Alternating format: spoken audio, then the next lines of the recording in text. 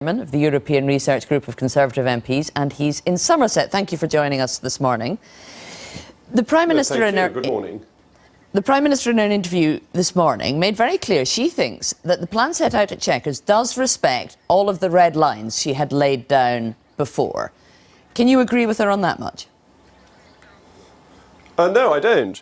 I think that the European Court of Justice will have a role that is effectively the same as it has now over the Common Rule Book, which isn't a Common Rule Book, but the European Union's Rule Book, judged by the European Court of Justice.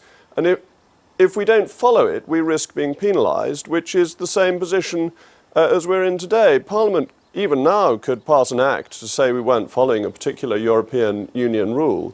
So no, I don't think her red lines have been respected. And some of what she said was very interesting. Andrew Marr pushed her on when this decision about the Common Rule Book was made, when they decided to have the EU's rules for the UK.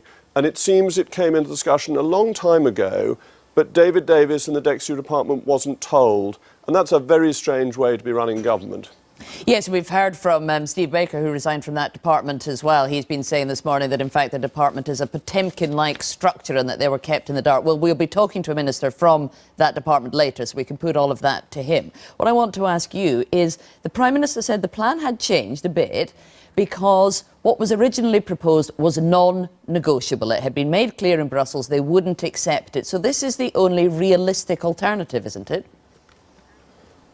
This seems to me a hopeless way to negotiate, that you accept what the other side says at an early stage of the negotiations as holy writ. And we've done that the whole way through.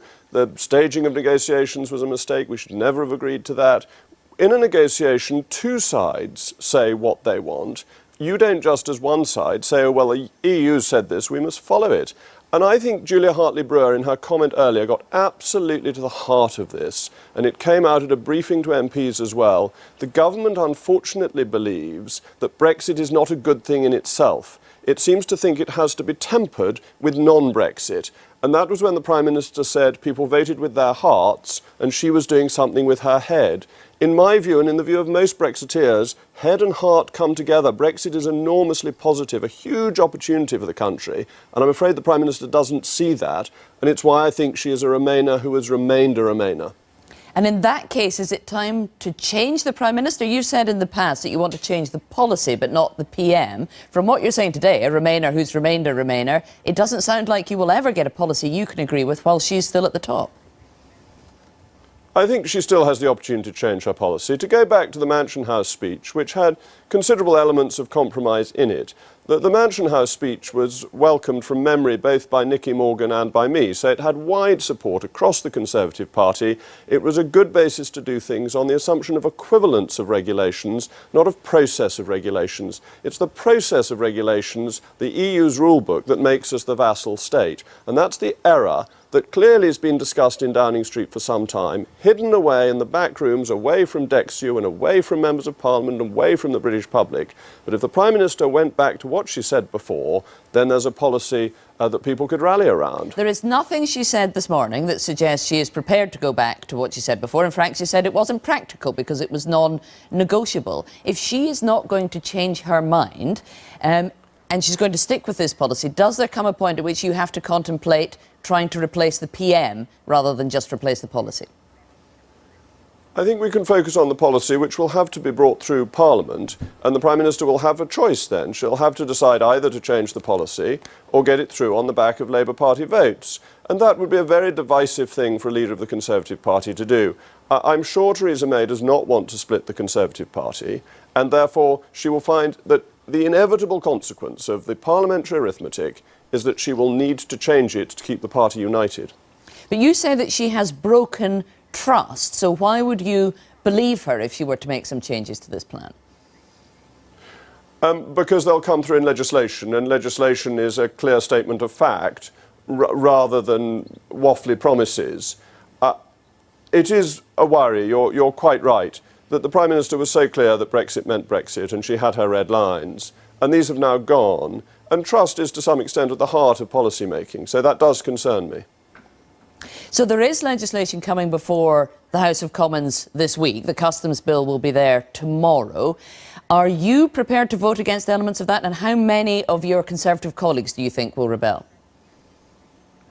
Well, I think the bills themselves are sensible bills overall and are a necessary part of preparation for no deal in the event that that was what was to happen. But I've put down some amendments and we'll see what support they get on Monday. What support are you anticipating? You must have been speaking to your colleagues about what kind of number are likely to support your amendment. Well, we'll have a meeting on Monday and we'll know then more clearly what the numbers will be. I wouldn't like to make a forecast on the numbers this morning. Is there a possibility you could vote against the third reading? I think that's highly unlikely because the bill tomorrow will allow for customs collection and duties and so on. There may be fallback positions if that bill weren't passed, but it's quite useful in terms of leaving on WTO terms.